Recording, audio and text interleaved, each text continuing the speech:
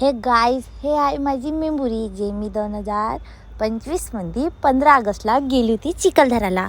तेव्हा तर बस असंच फिरणं वगैरे होतं आमचं. तेवढा प्लॅन नव्हता की आम्ही ब्लॉग्स घेऊन बनवणार ना टाकणार वगैरे.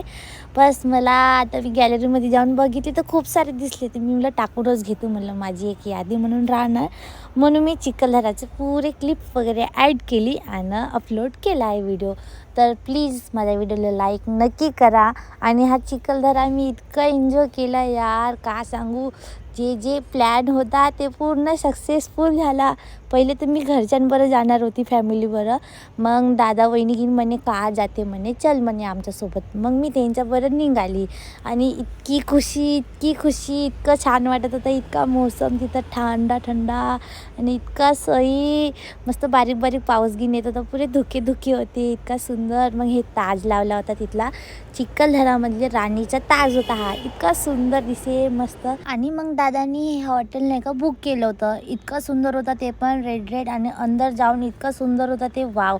आणि आम्ही तिथं गेलो आणि पुरे तंगाने करून टाकलो, पुरा वसूल केले ते हॉटेलचा पैसा. म्हणजे मग तिथं मस्त बड्या तयारी घेऊन केलं. मग आम्ही पुन्हा निघालो आणि तिथं मस्त पाऊस घेऊन होता. ते गिटार घेतला, एकदमच शाहरुख खानची फिलिंग येत होती. मग ती छत्री बाई खराबच झाली. मग आम्ही तिथं क्लिप वगैरे काढले, व्हिडिओ घेऊन बनवला होता. मग मॅगी खाल्ली आणि मग तिकडं आम्ही दुसऱ्या दिवशी गेलो तिथं देवी पॉईंटमध्ये. आणि तितकं वाव, आता मी का सांगू. तुम्ही गेले असन, अगर गेले नसन तर इथंच बघून घ्या.